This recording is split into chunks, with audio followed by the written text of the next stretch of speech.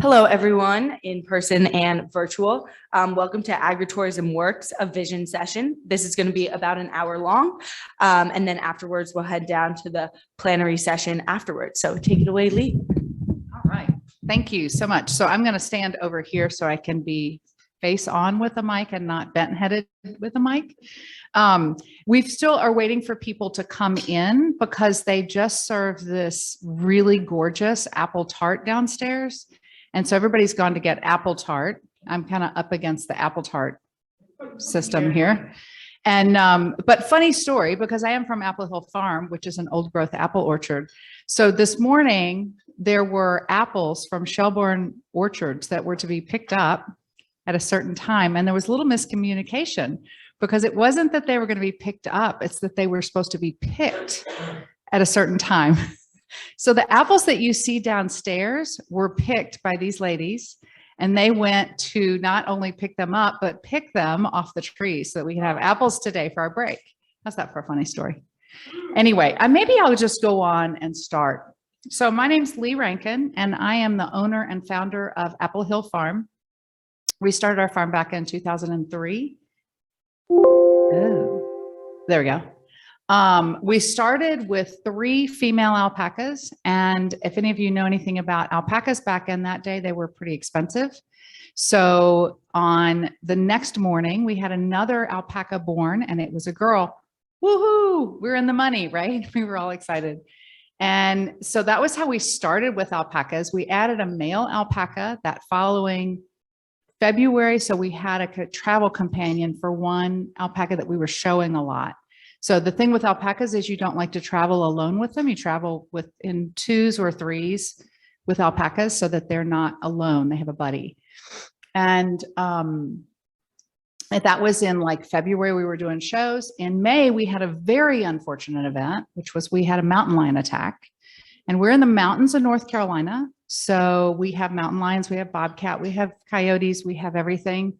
The farm I bought animals from was a mile down the road. They had never had a problem.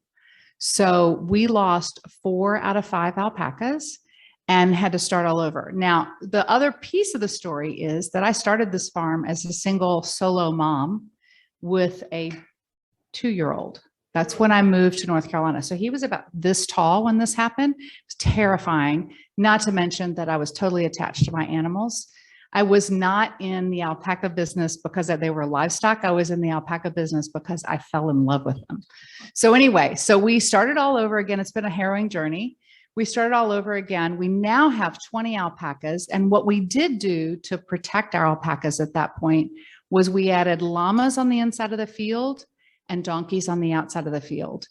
So the thing that everybody agreed upon about our attack was that whatever it was coming back for meat. So for extra precaution, I bought meat goats and we put them up the hill and did not secure them in any way. And they were our offering to the mountain lions if they came back and they wanted meat. So that was how we sort of got around that whole issue. And what happened for us was that we then ended up being a story. And people started coming to the farm. And that's how we got into agritourism. And we had no intention of doing agritourism. We were going to breed, sell, go to shows, that kind of thing, have that very quiet, idyllic alpaca lifestyle. Anyway, so there we go. So now we have a farm store on our farm. We have 20 plus lines of yarn. We sell alpaca yarn from all sorts of sources. We draw the line at Fairtrade Peru or American Connection. And we go to shows for knitters and fiber festivals and things like that, craft fairs to sell our yarns. We're doing year-round agritourism. And in 2020, we did almost 1,400 tours. 2021, we were up to 1,670 tours, a huge increase. That was sort of the COVID bump, I think. But we have done an amazing amount of business at the end of the gravel road, at the top of the mountain, in the mountains of North Carolina. It's really quite amazing. All right.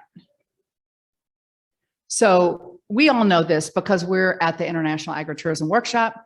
Farm plus people equals agritourism. It can take all sorts of You can do all sorts of things, educational tours, festivals, farm to table dinners, classes, live music, demonstrations. You can have a farm store, you can do weddings, big events, overnight farm stays, winery, brewery, dairy. You pick flowers, fruits, and vegetables. And funny, I did this list before I came here, and that was on every tour just about that we went on here for our tours. So my dream was of a mountaintop alpaca farm. And I told you a little bit about the story. Started with 3 alpacas. We had an attack. We added the llamas, we added donkeys, goats, and we rescued a horse all in the same year, which was a lot. I was talking to a farmer earlier, and we were talking about how much more work it is for every species that you have on the farm. You know, because if you just have alpacas, it's like 5 is no different really than 20. And if you have alpacas and then you add llamas, or you add donkeys, or you add cows, or you add any other kind of animal, it gets more complicated. So these are 3 of our guys. They're very cute. I love when they get snow on their noses. So people heard the story in town, and literally people would drive up our driveway. And because we're at the end of the road, I couldn't just say, sorry, I can't talk to you, right? I had to be gracious and talk to them. And we became Agritourism, and that was our answer to it. So we started scheduling tours, and we started out, we were doing them on Saturdays during season. And then people wanted to come, they would call and they said, but I want to come on Tuesday.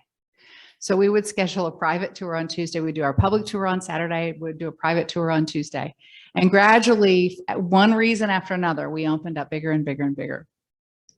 This is Cedric, and that's Cowboy, the donkey. Cowboy was one of the first donkeys we got. Okay, so we added guided walking tours on a seasonal basis. We sold products at farmers markets, art fairs, and yarn shows. We opened a store on the farm. So this is me at Stitches, which is a really big knitting event. Like it's like one of the biggest in the country. Years ago, we used to go do those. We don't do that anymore. So how do we get from just a farm to inviting people to come to our farms? How many people here have farms? Okay, so yeah, so how do we go from that to that? What do we do first? We've seen so many farms since we've been here and heard from so many farmers with ideas of things that we could do, but how do we know what's going to work? And what do we do first, right? So we're going to start with vision. Instead of starting with what we're going to do, we're going to start with envisioning what we want to do. So what one dream or goal do you have for your farm? Like, is there a dream? Is it an income dream? Is it you want to have kids come, you want to teach them, you want to see kids with their hands in the dirt? What is the dream that you have for your farm? And if there was one aspect of your farm that you could share with somebody, what would it be? Like we started sharing alpacas and animals with people. We forgot about the view. We have a beautiful view from our farm. And it was the thing that people kept commenting on. What do your friends and family comment on about your farm? I mean, it's the funniest thing. We're farmers, right? We walk around our farm. I don't know about anybody else. All I see is weeds. I see the weeds that I weeded yesterday while I was on the phone and I didn't pick up. And I see the weeds that I need to go pick up, right? Like that's what I see. I see the things that aren't done. But people come to our farms and they see lush, beautiful green plants. They don't know what a weed is, right? They don't know a burdock from something else. So does anybody have any, I mean, does that resonate with you that we miss the beauty for the doingness that we have? Do you want to share about that, Greg? No, just about the weeds. I mean, that's, yeah. Yeah, Greg's saying just about the weeds. Nothing more to say than just the weeds. They just keep on coming. Yeah. If somebody says a weed becomes a plant when somebody figures out what its useful purpose is. There you go. There you go. I like that. I like that. Anybody else? Okay, so name 3 things that are unique about your farm. And if you're on Zoom, you can write this down. You can do it in your head. You can just 3 things that are unique to your farm, because every farm's unique. And what is something you've studied, accomplished, or created that makes you different? because we all have something extra. We have that extra sauce to bring to the table. Maybe you're a potter, or maybe you've been a teacher. Maybe you're a historian and you like historical things and you like to research. What is it that you've done? Maybe you're a writer or a photographer. What is an artist? What is it that you have that makes you different beyond just being a farmer, and not just being a farmer, but. So this is the way I like to teach this. I teach this a lot. We do a long one-day workshop on the farm, and I teach this. It's called the Agritourism table. So a table has 4 legs, and a solid table has 4 legs. How can we build an agritourism for your farm, an agritourism table for your farm? So we want to have 4 legs. And what happens, and this happened with our farm, when we got to the point that we had 4 solid legs to our farm, we had a compelling story. We had something that gave us as a farm direction and focus. It caught different people's attention and interest, right? So then they would come to us. So some people came because we had alpacas. Some people came because they heard the story. Some people came because we were this mountaintop farm. Some people came because I was this crazy lady up on the hill. And the other thing about it is it still allows you to grow and change. So you don't have to stick to the 4 legs of your table, but it gives you a direction to move in. And that's enough to have, because we as creative people, which all of us are if we're farmers, want to have more and more and more and more, and we'll never stop, right? So it's a way to say, I've got 4 legs to my table. I'm focusing on this for now, and I'm going to run with that. So, and I'm a writer. And one of the things that I learned years ago in a class about writing was that one of the reasons we indent paragraphs on a page is it gives the eye a place to go in. Where there's space, it gives your eye a place to go in. And the 4 legs of your table are kind of like that. It becomes something that pulls somebody in. And a husband and wife might be coming, and the wife might say, but they have yarn. And the husband may say, I wonder what kind of tractor they have. You know, like, it's different ways that we capture the attention of people. The kids may just want to pet the animals, right? So there's lots of different ways in. So here's some examples. So this is McClellan Farm. This is Larry Land and Jason McLaurin. And they are, I met them like 2018, and they had a dream of a farm. They live near Charlotte. So they're in a metropolitan area. They wanted to do a berry farm. That was their initial dream. And maybe, I think with the berries were the first thing they wanted to do. They finally found a piece of land because they had the dream of a farm. Then they could find the land. Larry was a full-time teacher. Jason's in the healthcare field. He's a nurse and he's teaching nursing.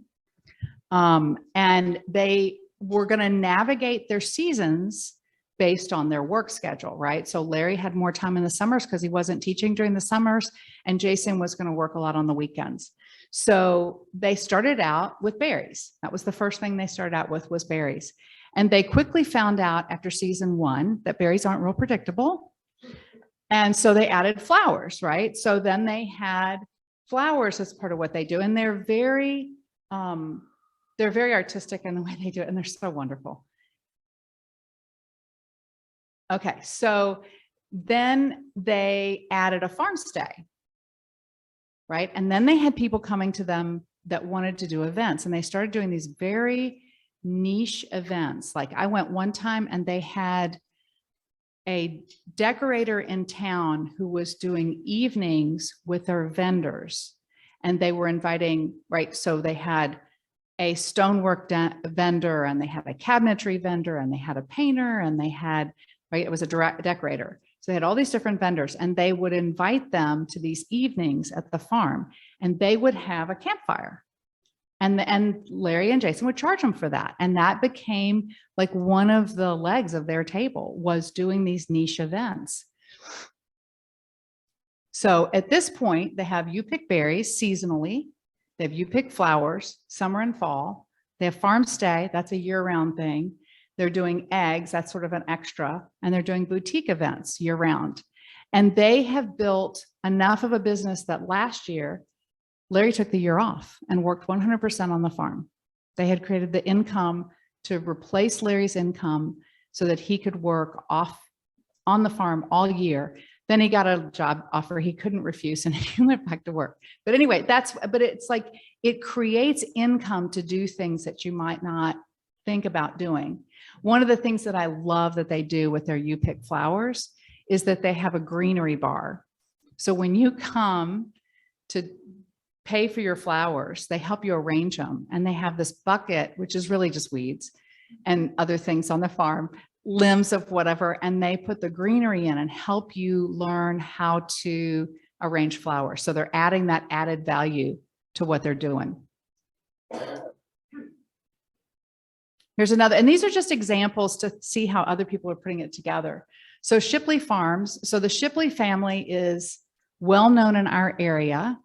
R.G. Shipley was on the Farm Bureau board with me until he was 102. He died at 103. And they were, so their 5th generation farm, they were the first ones to bring in Hereford cattle to Watauga County and into North Carolina. They pulled the first cow behind a horse-drawn carriage from Virginia to North Carolina. This is the story of this farm. And they also were in the sheep business. And then RG, who was the son of the older generation, he taught ag at the local school. So almost every farmer you talk to knows about RG Shipley and went to school and studied under him, which is really sweet. And this is Bob Shipley, who is RG's son, who used to live in Greensboro, who's now moved back to the farm, is living there full time.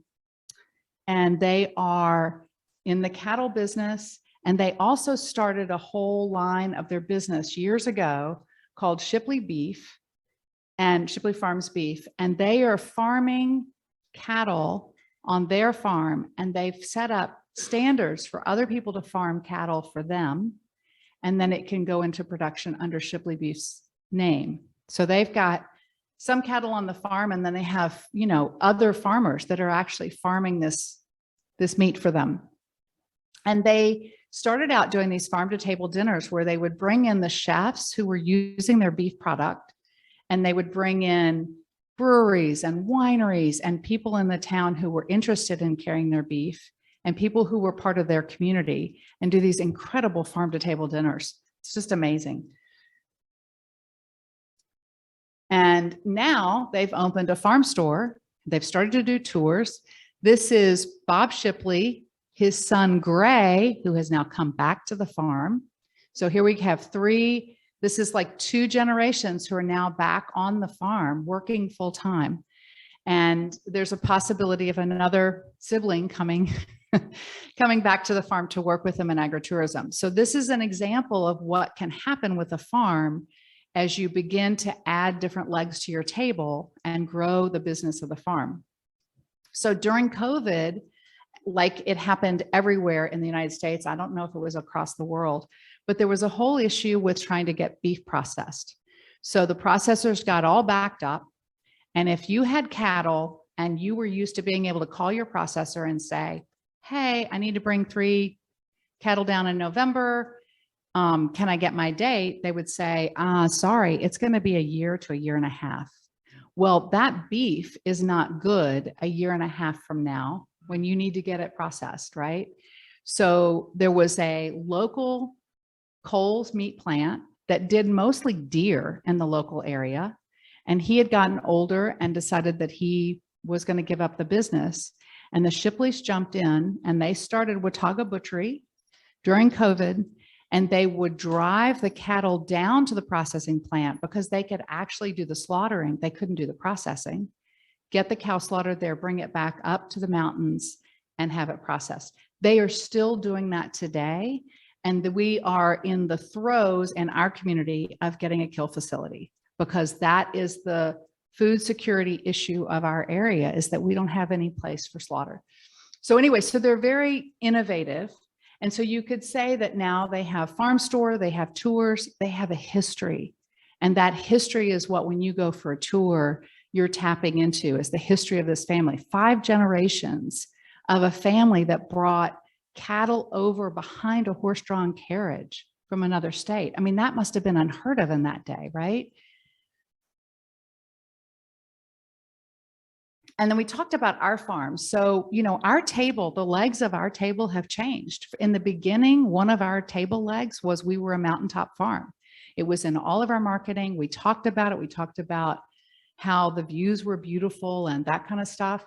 And we also talked to the fact that I was a first generation farmer. I didn't grow up on a farm, and we had a story. And that was one of the things that we really depended on. It was through all of our marketing. It's still in all of our marketing, but it's not the solid leg that some of the other parts of the business are. So we're a fiber farm. We raise 3 kinds of fiber animals. We have alpacas, we have llamas, we have Angora goats. If we wanted to add another fiber animal, we could add Angora rabbits, right? That would be another one. We have a farm store. We're open year-round for educational tours. And one that has grown into something bigger than we ever thought it would are our events. So we offer goat yoga in the summer when we have baby goats. And I resisted for a really long time. I don't know why I resisted, but I resisted, and they sell out. Those classes sell out. This is like an example of one of the things we do. We do a barn quilt painting class. This is an artist that we're across the way from the aisle from at a fiber show. And we're always, you know how it is, you're at a fiber show and you're working a booth and nobody's coming down, and you run across and you talk to each other and then you run back to your little booth when somebody comes. So this man, Ken, and I used to talk all the time, and he started doing barn quilts. And we're like, would you come teach a class at the farm? Every single spot in that class is filled. And you know what we're charging? We're charging $125. And he comes with 2x2 square pieces of wood with 3 coats of primer on them, all ready to go. They're taped out. So in the picture, see with the picture with the cardinals, the white, that's where the tape was, so that you can go in and you can just start painting right away. You're not dealing with water, with the bleed of the different colors. You take the tape off, and then you have a product like that. He gives you the hanging hardware, and you take it home and hang it on your wall. And we have people that have come back again and again to do it. It's amazing. And it's so much fun. And we've created this outdoor classroom that is a fenced in area in our orchard where the alpacas are grazing. And that's where we hold the classes. So you're right outside, you're under the old growth apple trees. There's alpacas walking around. There's tours going around the outside of the orchard. I mean, it's just a lovely, lovely experience. It's attended, so we don't have to worry about weather, but it's a really beautiful experience. And then I've been teaching Agritourism Works, which is a 1-day class on the farm. And this is an example of a tour. So that's Zach, one of our tour guides, who graduated from Appalachian State. So he's no longer with us. In the field with the llama giving a tour. So the 4 legs of your agritourism table, it could be, you've got a farm. All right. So this is like the real big picture. You've got plants or you've got animals, right? You've got tours or events, and you've got something unique. And that's all it takes to create that solid base to build something on. So, and this is a little bit about, we've been thrown all sorts of ideas during this, and how do you take it home and create something out of it? So the legs can change like ours did, right? You get into berries, the berries don't work, you add flowers, and flowers becomes the main thing. You can add extra stuff. You can have an extra table. So we're about to add an extra table to leg to our table. It could be a way that you experiment with something new, right? You try it out to see if it's going to work. Some of our events, we just sort of try them and see if it works. And if it works, if it sticks, it's kind of like throwing it at the wall. And if it sticks, we keep doing it. And in the beginning, each event could be a leg. So in the beginning, when we first started, we could have said that goat yoga was a leg. We could have said that barn quilt painting was a leg. We could have said that, right, Agritourism Works was a leg, and that the farm was a leg, right? That it doesn't have to be some big grandiose thing. We've seen some really huge farms at this event on the tour that we did, And it doesn't have to be big. It can be really small. We pack a really big punch on the little bit of land that we have. We have 40 acres. We're probably working production for 15 max. We're at the end of the gravel road. We can't park that many cars. We limit our tours to 12 people, but we can pack a really big wallop by doing that consistently and keep people in. So this is a little thought for you. And I had dinner with a friend last night, and we were talking, this could apply to anything. Like, what do you want to study? Or, what are 4 things you want to learn? So what are the first 2 legs of your agritourism table? Has anybody got an idea what the first 2 legs of their table would be? You can shout it out and I'll repeat it. Melanie? Land. Goats. You're good. There you go. You got 2 legs. See? So this is, she's got land and she's got goats. And she is just starting, like she's moving next month to a piece of land, like really just starting. Yeah.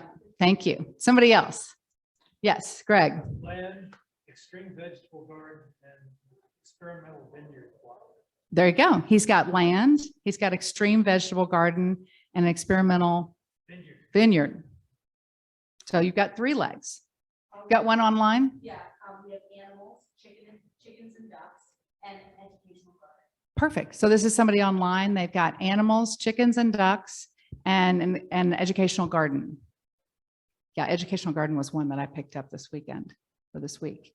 Anybody else? Yes. I wanted to talk about that unique piece, but just for the workshop, when you started, they were talking about, well, no, down. Here, what you want to come up here to this one since you got a long question? Thanks. The workshop downstairs, she was talking about mellatourism. These were bees that she added. These are stingless bees. Oh. So I know there are some drones that don't sting, but this is in Philippines. And Wow. she added that unique component to where people will want to come, because people will be amazed that, just because the little girl told me, she was like, Melody, I like the 2 big-eyed bees, and I let them play on me because they don't sting. They don't have stingers, the male big-eyed bees. So, but these, she said, they have these medicinal purposes. So that could be Wow. another unique That's piece really to unique. add to your farm, something like that. Where Right, people that's would really wanna come unique. just for that. Right. And I would say to add to that, and also just to remind you, 2% of the country is farmers in the United States. So 98% of the people in the United States don't have a connection or a relationship with farm. So a farm is unique. I mean, I can't tell you how many times I go somewhere and I literally do not tell people I have alpacas because it will be an hour-long conversation. Like it is so, I mean, just alpacas is such a unique thing, or that you have a farm or that, right? So for most people, that's really unique. So anyway, I shouldn't say that, but I do. Sometimes I do that. Okay. So, and then some thought about what might be the next 2. And it's okay to start with the first 3 and get your legs up under you and keep moving. And then I guarantee you, if you get those first 2, you'll know what the next 2 are, right? Which leg of your agritourism table do you need to focus on? So if you already have a built table, is there one that needs to be goosed up a little bit, like needs a little bit more energy than the other ones? What are 3 small goals that would move you in that direction? And this is just to sort of focus you as you leave here with something that's not just like way open and overwhelmed, but something really tangible. What could that be? Would it be calling to get your goat registered, or researching fencing, or, what is that next step? Yes. I want to say, because I'm in the hospitality business as well. So to me, agritourism, you have to think about hosting. Yep. Because you are now a host. And Yep. what people don't realize is, even if you invited me, of course, Lee, to your house, and I came, just the fact that the way you treated me, I will want to come back. So that piece has to be a component. Some Mhm. farmers don't have that. I'm not Mhm. saying that they don't. Mhm. Hopefully they do. Mhm. However, it's the talent. Sometimes some people have it, some people don't. Right, right. Very good. Yes. That hosting and that welcoming. We have 3 dogs. One's getting a little bit older, but we have 2 to 3 dogs that go out and greet the cars. And that's their job, is to welcome people. Right. And you would not believe how many people comment on it. And it's like really subtle. And one of the things we work really hard on our team with is making sure, because if you're somebody that's on the team might think, oh, so I need to find out if they're signed up for the 11 o'clock or the 11:30 tour, right? That's all that's on their mind. But it's not what tour are you on. It is welcome to Apple Hill Farm, right? Like that's the first most important thing, is that they're welcome to the farm. In the chat, someone Yes. said that their next 2 legs are tours and events and farmers markets. Awesome. Yeah, that's great. So one year when we first started with agritourism, one of the first things we did was we went to a farmer's market that was trying to get established. So I was like, and I was on the board and I was like, I'll bring the alpacas every Saturday. Well, after the end of the summer of getting up and packing, getting alpacas on a trailer and driving to town and setting up fencing and unloading the alpacas and standing there for 3 hours and explaining that the eggs from our chickens were not from the alpacas. And right, like it was the longest summer of my life. And then we would invite them back to the farm for a 2 o'clock tour. Right. So then we would run home, unload the alpacas, and then welcome to Apple Hill Farm. It was really fun. The fun thing is that we had people that came every week and they would walk up to the pen and they wouldn't talk to me and they would start talking to the alpacas. And that was like the best when people talk to the alpacas. So without a vision or goal, how do you know which direction to go in, right? You got to have a vision, you got to have a goal, you got to have where you're headed. If you get in your car and you do not program into your GPS or on your phone that you want to go to Bennington, Vermont, it can't tell you where to go, right? It can't tell you to turn left or to turn right or to do anything. So you have to let the gods, the universe, everybody know where you want to go. And there's something about speaking it that I think helps also, right? When you start to speak it and you start, I'm going to get alpacas. I'm going to move to North Carolina. I've bought this land. I'm getting goats. I'm going to be open for agritourism. So once we know what we want to do with our farms, it makes the rest of all the decisions easier. It's like, what fence you're going to get, what kind of gates you're going to get. Like all of those things begin to fall in place when we have a direction. When we focus on the details without the vision is when we get overwhelmed, right? That's when it's overwhelmed. You're like, I've got to figure out what food to buy and then what program I'm going to use to tell people to come to the farm and what days are we going to be open. If you get into those details without the real vision of where you're headed, it's super hard. So each farm that's open for agritourism activities is unique and offers something different. There's room for all of us. Every single one of us in this room, if we lived on the same road, there is room for us and we have something different to offer and people will come. All right, now, so this is where I'm going to get into the sort of preachy side. Sorry. The importance of agritourism. 97 to 98% of the US, of people in the US do not have an experience of a farm.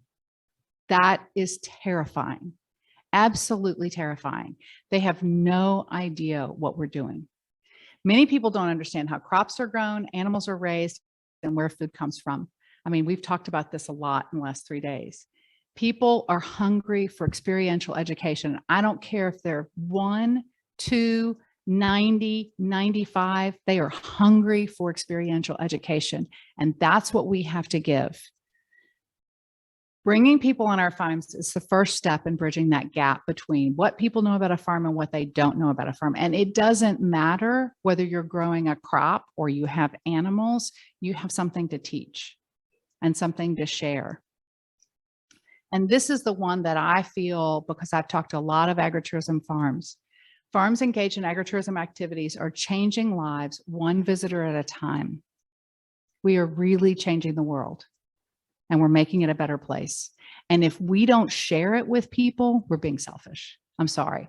Like it's like so important, and not every farm has to be open, but if you have that drive to do it, you'll see like people look at you and they're like, God, you live here. This is amazing. This has always been my dream. Or my grandfather had a farm. I have had men from Cuba cry because this is what their families lost. And they can't show it to their grandchildren. And they are so grateful I am open for them to share it with their grandchildren. Bringing people on your farm will keep you in touch with your passion for farming. So this is the little known trick, right? It's really hard to be a grumpy farmer when you have to share it with everybody. Yes, come up here. Come. She's got the mic. So we've been 9 years as a farm stay. And one of the really key lessons we learned that very first year was I had to reinforce with my husband is that any farm drama has to stay out in the barn, because people are paying to stay here on their vacation. They do not need to be part of our drama. There you go. Yeah, no, it's so true. I mean, like how many times those of us who are open, it's like, okay, well, there's a dead animal over here, so look here. You know, like we just carry on like nothing's going on, and we're like the hostess with the mostess and everything's fine. And you don't know I was up all night last night with an animal that almost died. So farms engaged in agritourism events are diversifying their income and able to keep their farms. Some farms are finding this is the way to bring the next generation back to the farm and the next generation. And that's what's really cool. And it's interesting because I think there are a lot of, you talked about it, the Gen Zers or, you know, like the next generation that don't want to farm. But if you're doing agritourism, farming is just one job. There's also the social media, there's working with the people, there's packaging, you know, creating cool packaging for things. I mean, there is so much more for other family members to do than just farming, right? Farmland in the US is disappearing to development. Raising the awareness of farming and keeping farms is more important than ever. And that's a big one. North Carolina is second state in the world, or in the country, of losing their farmland to development. We are the fifth in people moving to our state. They've got to have places to live. And I'm sorry, on a country road between two towns is not where they should be. We need our farms. And production farms are being bought by development and taking out of production, and they will not go back to farmland after they're in a subdivision. I've just bought 20 acres of a farm that had been let go. And it's hard enough to get it from woodland or weedland or whatever back to farm, much less if it goes to subdivision. So any questions? So that's sorry, I got a little preachy there, but this is important stuff. And we are in a key position to raise the awareness and help people stay on the farm, inspire people to be on the farm, and get people back in touch with what a farm is. We have any questions online? Anyone online, feel free to put it in the chat. We also have a comment that this is so helpful. Thank you. Online. Anyone else? Questions here? I can pass around the mic. I just have a comment. This has really been interesting, and I would suggest as a follow-on at some point somewhere, you're talking about visions and narratives and all of that you convene a session where you have people just share what their visions are, even if they haven't implemented them, because I think it'd be really fascinating to see how that develops. Yeah. And what I'd like to say is this is a seriously benevolent addiction that you're creating here, and I think I'm going to need a 12-step program afterwards. But probably I don't, because I'm not in denial. There you go. There you go. Thank you. There you go. You're welcome. Thank you. Yeah, no. And when I do the Agritourism Works workshop, we do it on the farm. We're there all day. And so there's a chance to really work in small groups and to really work on your vision and define what it is you want to do. And then we go into the how-to also. which is impossible to do in one day, but we go into some of the how-to. There's so much to this. Yes. I'm curious on the painting, when you bring someone out to do that. So you charge 125. How do you split that? Does he get a portion of it for the We materials? do. We split up. We do a split with him. And I think I can't remember what our split is. I'd have to Okay. ask our event manager. 60. Yeah, 60-40, Okay. something like that.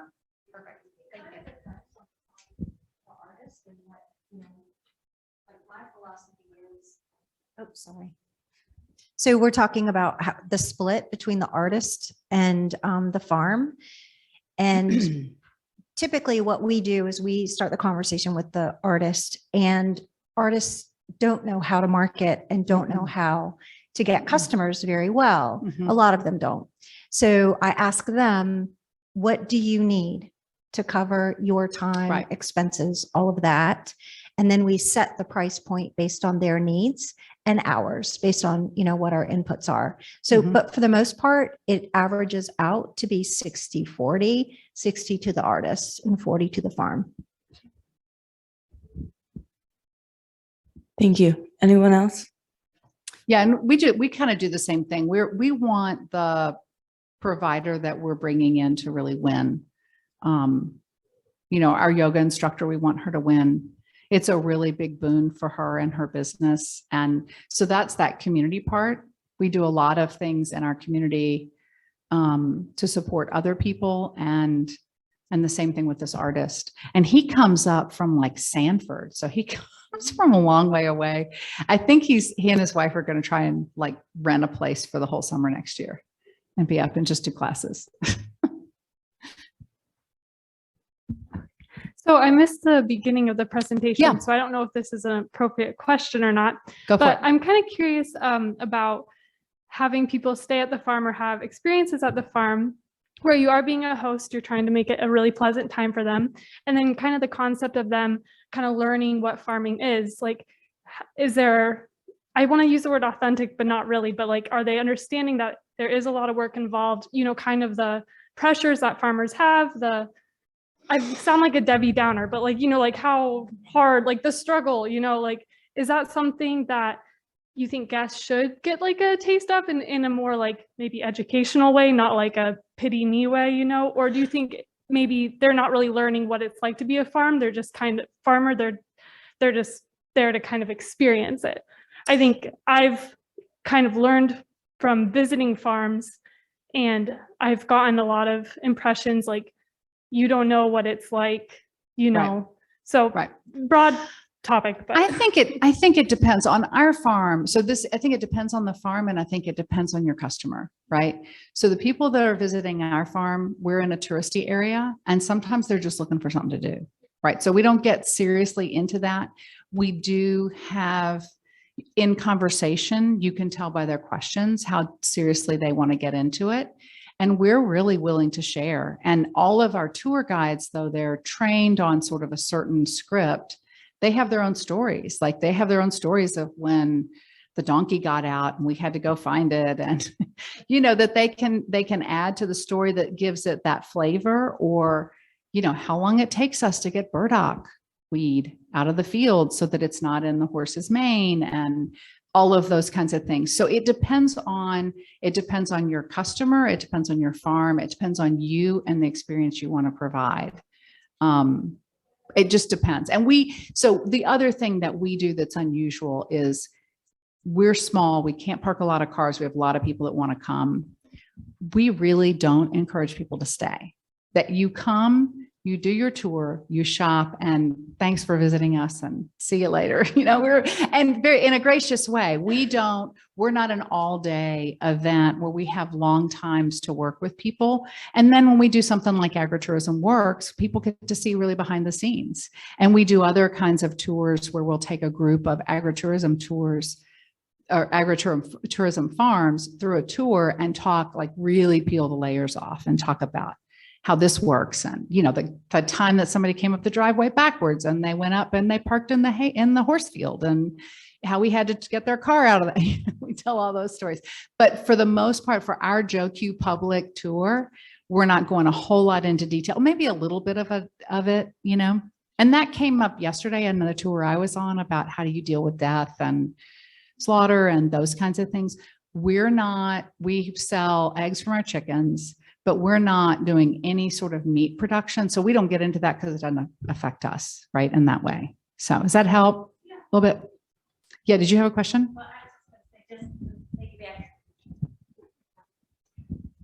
I mean, I think some of the folks I've been working with our extension have just really kind of switched to the term harvest instead of slaughter. Have Mhm. just really kind of trying to get that, you harvest vegetables, you harvest fruit, you harvest meat, Mhm.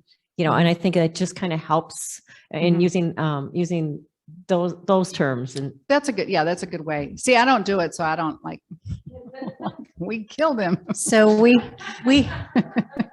so with regard to harvest of livestock, we call it one bad day on the farm. One bad day. Yeah. We take care of them the rest of the time, but One bad day on the one farm. day, and it's the circle of life. So, Right. and we all have to eat. Exactly. And we geld a lot of our animals. We call it the nap. They don't know. We don't tell them. We don't tell the people or the animals. We just say they had a nap. It works better that way. Well, I don't know if y'all in the South are hearing the term halal as much as we are. So for us, are you? What's the term? Halal, Halal? halal, Mm-mm. halal meats. So for me, what halal means in the Philadelphia and New York area, everybody wants halal. So what we say halal is when, you shock the animal and you cut his throat or whatever, he never see it coming, as opposed to, I've been to North Carolina before, and I know this guy, he shoots his goat, and, the goat, I'm sure, is scared and see it coming, and then we pray before, right after, we say Allahu Akbar before we slice his neck, but he doesn't see it coming. And then it's usually for a gathering or something like that. So That's fascinating. yes. Thank you for sharing that. That's fascinating. I had not heard about that. That's interesting. Yeah. We also have a question from online. In my area, they have approved the development of housing over healthy soil where there are other areas with poor soil. How do you change the minds of municipal leaders to protect Class 1 soil? You get involved, you fight, you get other people involved. I mean, I just went and was a expert witness for a hearing about land use. It's a real sticky subject and it's different everywhere across the country. Some counties I know North Carolina, some counties in North Carolina have a land use plan that sometimes you can look at the land use plan and find ways that whatever they want to develop does not fall within their land use plan. But there's other times, I'm in a county, we don't have any sort of zoning. So we don't have any fight. We have nothing somebody could come in and if they can get it through the health regulations, they can do whatever they want. And we have counties that would prefer not to have zoning, right? So it's a real catch-22. Four of my neighbors went in together and bought an 80-acre farm to save it from development. So there's things like that's happening. So I don't know. And it's such a conundrum because once one piece of land sells, the price goes up. I mean, you think about it. This is the reality of it. You sell a 100-acre piece of land, they chop it up into 1-acre lots, and they sell them for $120,000. The price per acre just went up to $120,000. Now, if you're the next guy down the road and the developer comes to you and wants to buy your land, and you've got siblings that don't want to save the land, you can't blame people for wanting to get that money. And I talked to a friend who's living on her husband's property. He's in assisted care. And she said, I don't know what I'm going to do because the agreement that I have as the executor of the estate is that I will get top dollar for the land. So what is she going to do? Right. And so unless she can change that now before she gets to that point, it's a real issue. And it is county to county, right? I wish I had a better answer. So, yes. May I say something? hmm Uh, Yeah, Greg, My name is Greg Vale. I'm a land use planner, and I've there you come go. from California, where it has more regulations than you can possibly imagine. But there are a couple of ways you can deal with that class one soil issue, assuming that you have a place where there is some regulatory framework. One is zoning. Two is a zone, what they call zoning overlays, where you map the class one soils and you enact an ordinance that says it limits the kinds of permitted uses on that class one soil. The other, which is more voluntary, is people can put conservation easements on You some can. on some You of can. this land, so that it in perpetuity it restricts the use of that land based upon the terms of the easement. And the easement can sometimes be made in favor of a land trust or a municipality or Mhm. some other entity. So I thought Yeah. that might be helpful. Yeah, but without that, there's not much. And the thing that I realized in the middle of this process of working with this other county was that if we don't have land plans that plan the land, developers plan our land. And we know what developers want to do usually is they want to develop it and put houses up. So, and there is in North Carolina, we have and is that statewide or nationwide that you can do the voluntary farmland preservation? Yeah, voluntary ag districts, but that doesn't hold a lot of water at this point. So it's at least voluntary ag district. So a farmer can do a brief application. It's through Soil and Water in our state. So if you have, a similar county entity, it is a USDA supported program, I'm pretty sure. But what that does is it raises the awareness of your neighbors that this is farmland. So if you smell pasture smells, or if there's big combine traffic, those are things that people that are from cities don't really understand and they complain about a lot. So it really does help raise that awareness. And then we do have land preservation programs, but our concern is that they just don't have enough teeth, in that we can't compete with developers. Right.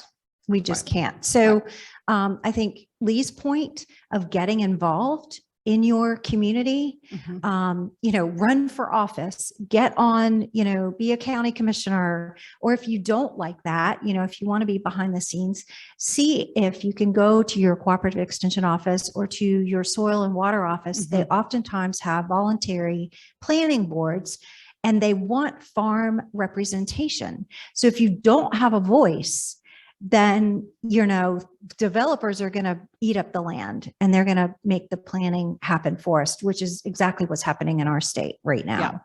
Yeah.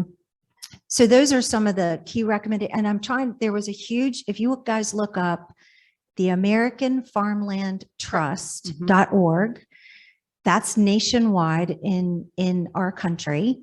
You can see what the development patterns will be all the way down, drilled down to community.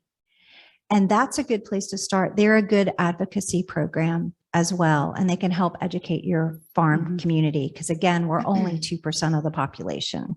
So hard to have a voice. Yeah. Thank you, Annie. And then the other thing to remember is that we have a chance to educate when people come to our farms. We have that moment of education of preservation and conservation and how important farmland is. So we are chipping away in some way by being open to the public and having them experience a farm. So that is one level of helping. So, well, I've been on a shade tree committee in Pennsylvania for the last 6 years, and I've heard so much about the planning of that particular area. So as I transition to North Carolina, I'm hoping that you and you, Lee, be able to help me to see how we could also get more involved, because, it's not brand new to me, but it's new because it's going to be North Carolina. No, thank you. But it's important. So thank you. I'm going to wrap up because we have the next session at 4 that starts downstairs and it is 3:55. So my goal was to wrap up early. So thank you all. You've been a great audience. What a great audience. Great questions, interaction. Thank you.